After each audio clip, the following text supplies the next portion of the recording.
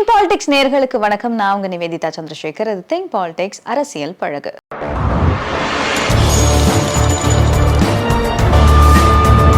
திமுக ஆட்சியில கடந்த 24 மணி நேரத்துல நடந்த கொலைகள் சவக்குழிக்கு சட்டம் ஒழுங்கு சென்றதற்கான சாட்சி அப்படின்னு அதிமுக பொதுச் செயலாளர் EPS விமர்சனம் செஞ்சிருக்கிறாரு. அவர் வெளியிட்டிருக்கக்கூடிய அறிக்கையில தொடர் கொலைகள், ஜாதிய மோதல்கள், 4 ஆண்டு ஸ்டாலின் மாடல் ஆட்சி, சவக்குழிக்கு சென்ற சட்ட ஒழுங்கே சாட்சி அப்படின்னு சொல்லியிருக்காரு.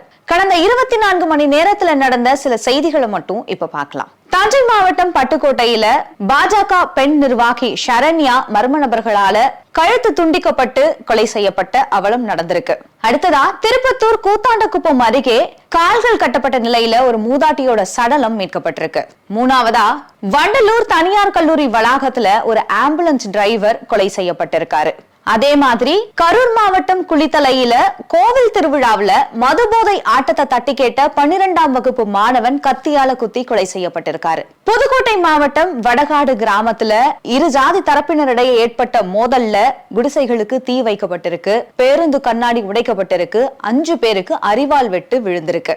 இன்னையோட முதல்வர் MK ஸ்டாலின் தலைமையிலான திமுக அரசு பொறுப்பேற்று 4 ஆண்டுகள் நிறைவடைந்து 5வது ஆண்டு தொடங்கி இருக்கு. ஆனா இப்ப நம்ம பார்த்த செய்திகளே திமுக ஆட்சி எப்படி இருக்கு அப்படிங்கிறதுக்கு ஒரு உதாரணம். இந்த மாதிரி ஒவ்வொரு நாளும் பல கொலைகளுக்கு நடுவுலையும் அவலங்களுக்கு நடுவுலையும் தான் நம்ம வாழ்ந்துகிட்டு இருக்கோம். ஆனா இத பத்தி எல்லாம் துளி கூட கவலைப்படாம ஒரு போட்டோ ஷூட் எடுத்துட்டு வருவாரு பாருங்க முதலமைச்சர் MK ஸ்டாலின் அப்படின்னு சொல்லியிருக்காரு. அது மட்டும் இல்லாம எங்களுடைய ஆட்சியில கொஞ்சம் கூட சட்ட ஒழுங்கு பிரச்சனையே இல்லைன்னு சட்டப்பேரவையில பேசின அவருக்கு இதெல்லாம் சட்ட ஒழுங்கு பிரச்சனையாவே கருதவே இல்லையோ அப்படின்னு தோணுது.